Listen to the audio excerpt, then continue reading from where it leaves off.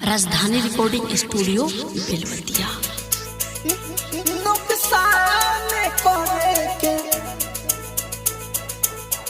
निशा विकास राज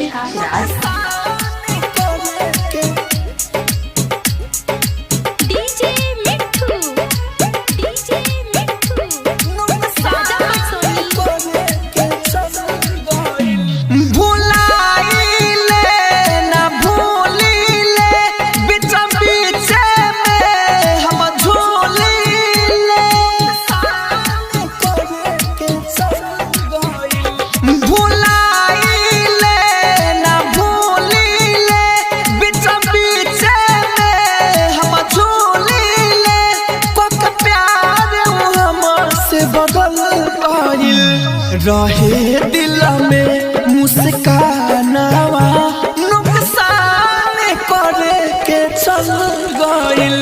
रहे दिल में मुस्कानावा नुकसान करे के चल गइल। डीजे मिठू नुकसान करे के राजा पटसोनी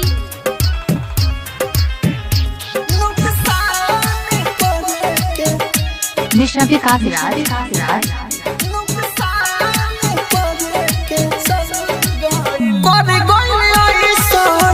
पागल हमके याद आवे सारी रात रे।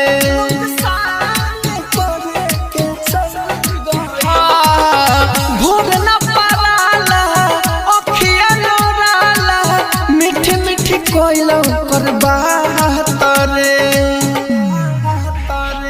जुदाई रे जहर लागे कतही न मनवा हमारा लागे जाने हमारा से कैसे मुकर गइल। रहे दिल में मुस्कानावा नुकसान करे के चल गइल।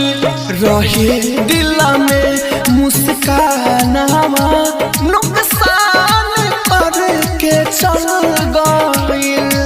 डीजे मिठू नुकसान करे के राजा पटसोनी नुकसान करे के निशा विकास राज राइटर रबिया सूरज विवेक पूछे नहीं कबो हाल रे।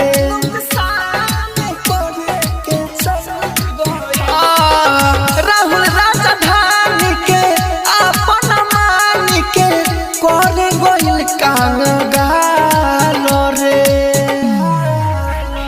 नजर से रे उगिर गइल कहे दिलवा के उचिर गइल कहे प्रेम के पाना हमर गल गइल।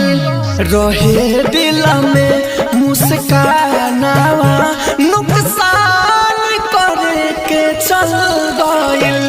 रहे दिल में